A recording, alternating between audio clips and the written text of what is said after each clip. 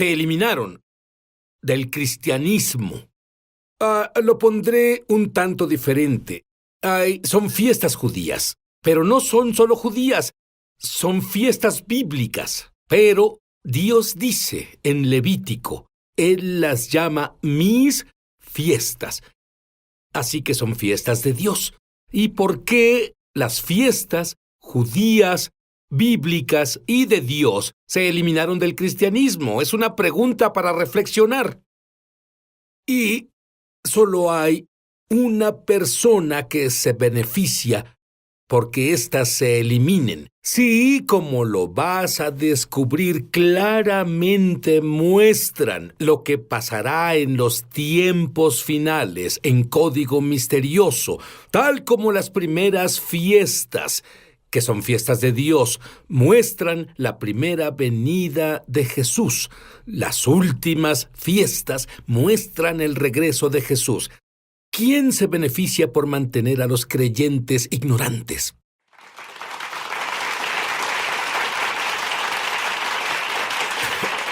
Tengo a Perry Stone aquí. Y, Perry, la última vez que lo entrevisté, él trajo a alguien con él, su padre, que ahora está en el cielo. Y su padre operó en los 9 dones del Espíritu. Y le pregunté a Perry la última vez que hablé con él, tu padre tuvo una palabra profética antes de morir. Y tú contestaste. Dijo que el Señor le habló, y esto fue como un mes antes de morir, que en los últimos días, al acercarnos al final del tiempo, los creyentes iban a estar bajo mucho estrés, mucha tentación satánica. Y dijo que algunas de estas tentaciones nunca las han enfrentado, aún para personas devotas. Dijo que algunos serán tentaciones sexuales, hacer cosas que jamás pensaron hacer. Él dijo que solo, y estaba llorando cuando me...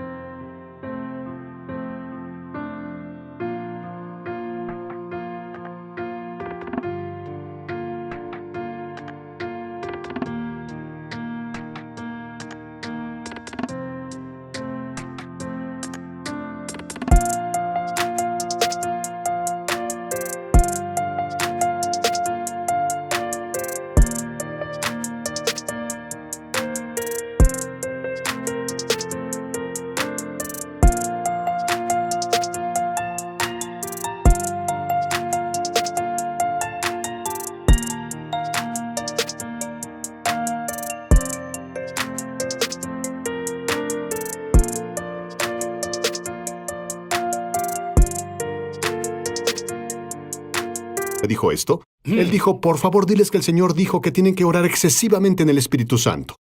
Tienen que orar en lenguas del Espíritu, y cuando estén bajo la tentación, no traten de luchar solo al reprenderla en su lengua natural. Luchen orando fuertemente en el Espíritu de Dios para que la mente se renueve. Esa fue una de las últimas cosas que compartió conmigo. Yo tengo que decirte, Perry, yo siento que no quiero salir al mundo a menos que haya orado por lo menos 1 hora en lenguas. Y he hecho esto ya por algunos años. Y he animado a todos los demás, pero no conocía esa palabra profética. Muy bien, Perry ha pasado 80,000, escúchenme, 80,000 horas estudiando la palabra de Dios. Perry es uno de los pioneros de lo que se conoce como movimiento de raíces judías. Perry viene de... ¿Son 3 generaciones? 4 generaciones de personas en el ministerio. Él tiene algo que tú debes entender. Dime sobre la primera vez que te interesó Israel, incluso las raíces judías, porque si tienes los antecedentes que yo creo que tienes, ni siquiera oíste hablar sobre el Antiguo Testamento. Lo único que oí al crecer fue del Pentecostés, porque eso era la base de nuestro grupo. No sabía nada de la Pascua, no sabía de la...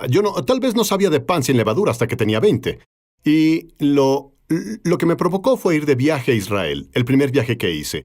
Y vi cosas de las cuales no tendría tiempo de detallar. La falla de terremotos en el Monte de los Olivos, las gigantes aves que repoblaban sobre el área de Basán. Y me di cuenta que todo eso está en la Biblia, pero no está reportado aquí. Es como si lo supieran ahí, pero no está reportado aquí. Así que comencé a ir a Israel y cuando iba llevaba un fotógrafo que tomaba imágenes y volvía a los Estados Unidos y las mostraba. Lo llamaba Lo Último desde Israel y comenzaba a mostrar las imágenes junto con el mensaje que el Señor me había dado. Y se volvió la enseñanza más popular de toda la semana. El más grande grupo de personas atendían, llevaban personas no salvadas. Muchas personas vinieron a conocer al Señor porque descubrieron que lo que está en la Biblia está pasando. Número 1, eso hace la palabra de Dios real, hace a Dios real. Y 2, significa que nos acercamos a los últimos días. Fiestas. ¿Dónde cabe eso? ¿Cuándo se abrieron tus ojos a la importancia de las fiestas en la Biblia? Fue cuando yo comencé a predicar cuando tenía 17. Tal vez a mis 30, cuando en realidad comencé a estudiar más profundo las raíces hebraicas, descubrí las 7 fiestas de Israel. Moadim, los festivales de Israel se llaman las fiestas. Son convocaciones de Dios, pero son tiempos determinados. Si tomas algo de la palabra en hebreo, pero también una de las traducciones del inglés te dirá, estos son mis tiempos determinados. Lo que en realidad captó mi interés es que Jesús vino como el Cordero, pero volverá como el León de Judá. Así que hay 2 naturalezas en un hombre. El Mesías que sufre y el Mesías que reina, y tal vez algunos de los que están viendo el programa desde Israel y tengan un rabí, una de las cosas que enseñan los rabíes es que viene un Mesías, pero hay 2 Mesías, Mesías hijo de José, el Mesías que sufre, y Mesías hijo de David. E incluso creían esto en los días de Jesús. Pero lo que tienes que entender está en las Escrituras. Él es el Alfa y el Omega, el principio y el fin, el primero y el último. La primera vez que vino, él vino para cumplir Isaías 53, el Mesías que sufre. Pero la segunda vez que vuelva, él volverá como el hijo de David a reinar en el trono. El Mesías, el hijo de David. Y si entendemos eso, entonces podemos entender mejor que las fiestas se dividen en 3 secciones. Las 3 fiestas de primavera se cumplen a través de Yeshua, a través de su resurrección, muerte, entierro, etc. Su ascensión, su venida, su aparición ante los discípulos durante los primeros frutos. El Pentecostés fue el nacimiento de lo que llamamos Iglesia del Nuevo Testamento, la Eclesía, los llamados en el Pentecostés. Pero aún no hemos llegado a las 3 fiestas de otoño aún, que son trompetas, expiación y tabernáculos. Y cuando comencé a estudiar en serio esto, dije, aguarda un minuto. No están predicándome o no comparten conmigo que esas 3 fiestas de otoño son proféticas y aún no han pasado. ¿Por qué no estudiamos esto? Y eso me provocó estudiarlo. Como sabes, 3 de las fiestas aún no se han llevado a cabo. Bueno, verás, Perry mencionó una palabra de Levítico 23, convocación. En hebreo eso puede traducirse ensayos. Y si viste los ensayos para la primera venida del Mesías y salieron a la perfección, significa que es asombroso. Dios es tan magnífico. ¿Cómo pudo hacer Dios esto? ¿Quieres saber cuál es la última? ¿Qué son estas fiestas de otoño que te mostrará a la perfección todo lo que debes saber sobre el regreso del Mesías? Volveremos.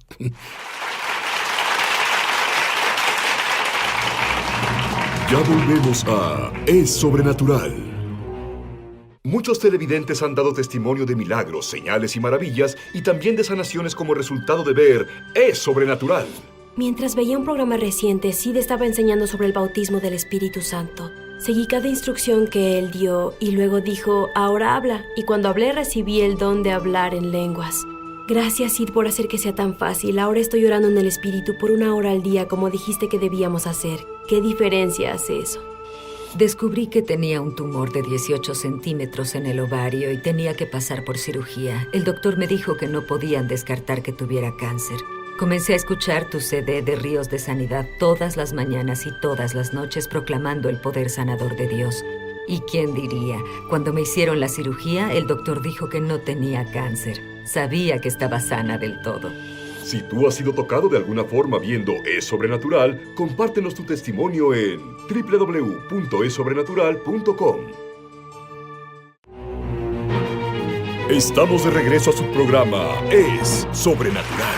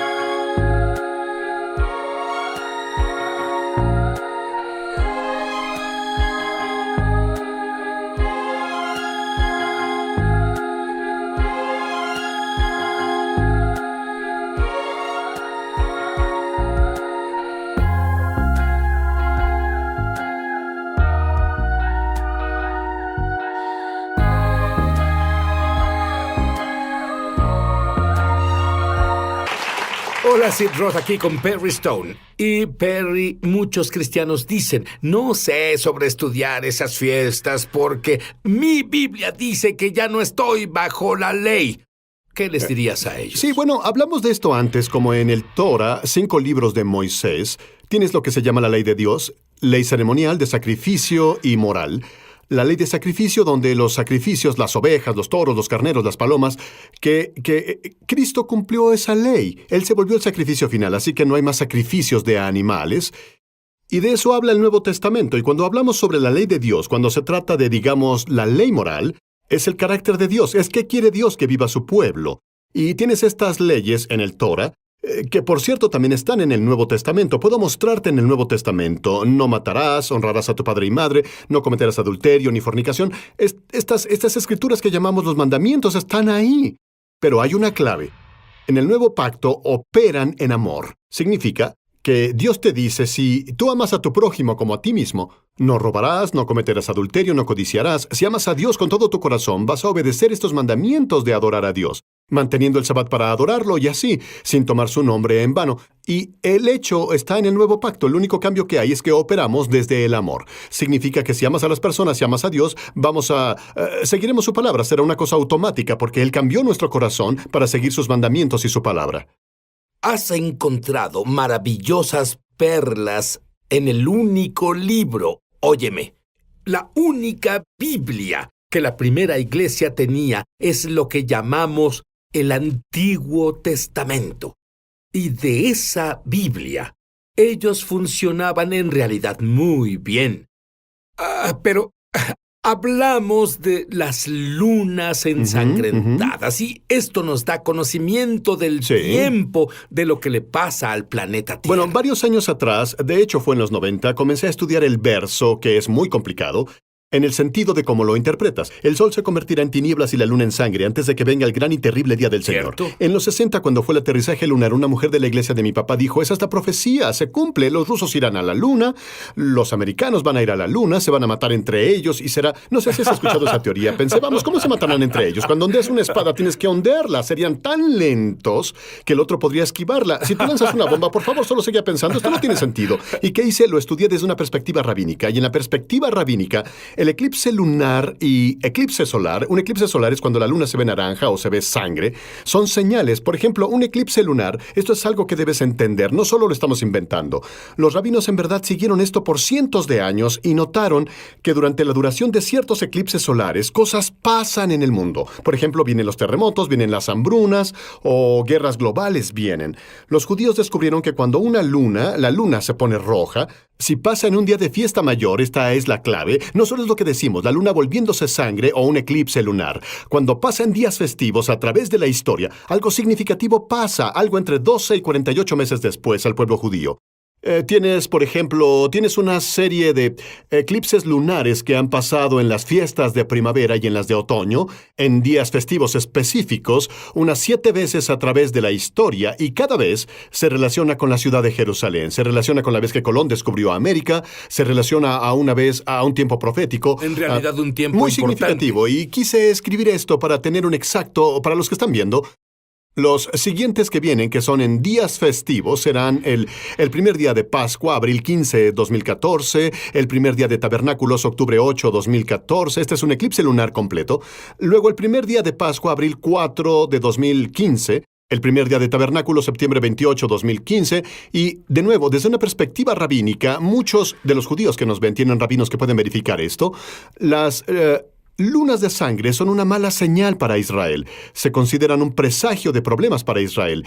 Y no podemos ver esto y decir que va a pasar porque nadie lo sabe, yo no puedo hacer eso, pero sabemos que en días festivos, no importa si pasa, verás en enero o febrero, pero cuando cae específicamente en día festivo, algo significativo pasa, ya sea con los judíos o con Israel. Y lo triste es que no siempre es bueno.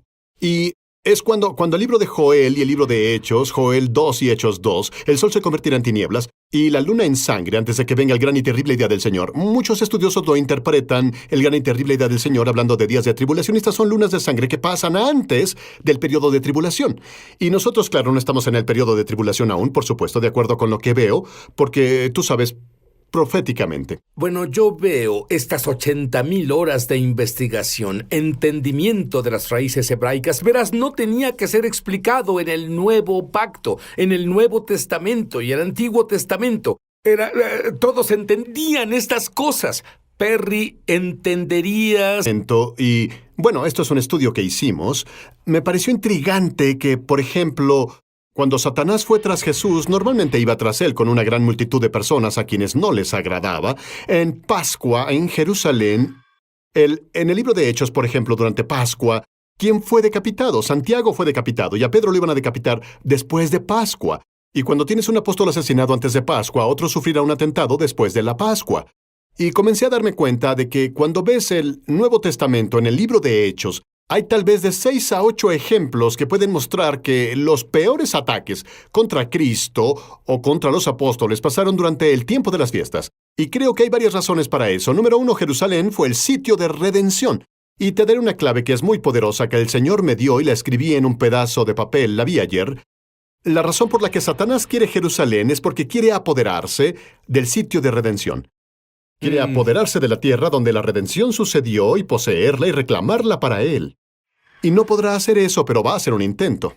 Y si ves estos tiempos cuando atacaba a Cristo durante días festivos, siempre fue alrededor de Jerusalén o en tiempo de fiesta, porque número 1, sería el lugar de la redención. Era el lugar de la redención en el libro de Hechos. Número 2, la multitud más grande estaba ahí, lo que significa que si los fariseos quisieran comenzar un rumor de Cristo, tenían más personas para poder esparcir el rumor, de lo que hubieran tenido durante un día de fiesta. Y cuando ves esto, llegas a la conclusión, después de estudiar estos ejemplos a detalle, lo que yo hice, que el enemigo entiende los días festivos. ¿Por qué Israel fue atacado durante el Yom Kippur hace años?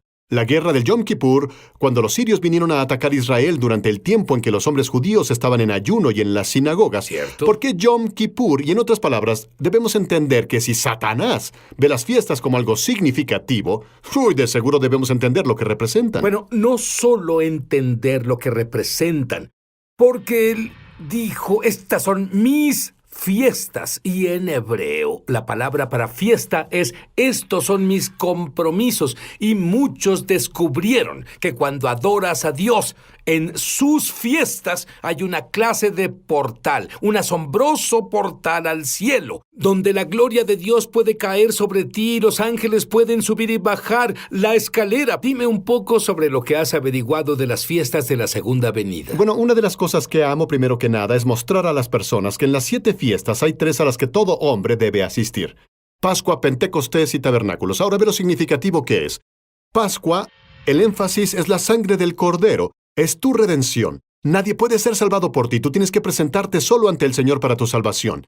Pentecostés es cuando el Espíritu Santo vino en Hechos capítulo 2, 1, 4, y es el bautizo en el Espíritu Santo. Y cuando eres bautizado en el Espíritu Santo, nadie puede ir de tu parte. Tienes que presentarte tú mismo ante el Señor. El tercero es Tabernáculos, el cual en la primera iglesia fue una imagen de la resurrección de los muertos en Cristo y la resurrección de los muertos y el reino del Mesías. Nadie puede ser resucitado por ti. Tienes que aparecer ante el Señor y ser resucitado tú mismo. Y es interesante que de estos 7, el Señor eligiera número 1, número 4 y número 7. Cada una representando algo que tienes que hacer personalmente para disfrutar del patrón de la celebración: salvación, bautizo en el Espíritu Santo y el dominio y reinado de Cristo a través del cuerpo resucitado. Y tienes que estar ahí, nadie puede hacerlo por ti, debes aparecer ante el Señor y son tú y Él solos durante esos 3. ¿Qué hay sobre lo que se conoce como el milenio? Dame un poco de información de eso. Bueno, si recuerdas, en el Monte de la Transfiguración tenías a Cristo, a Moisés y a Elías. Fueron transfigurados ante los discípulos.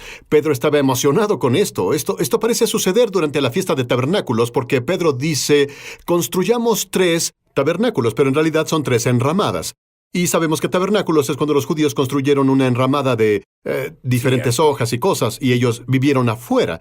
Y es por lo que Pedro les dijo, construyamos 3 tabernáculos o enramadas. Esa transfiguración es una imagen del reino que vendrá en el futuro.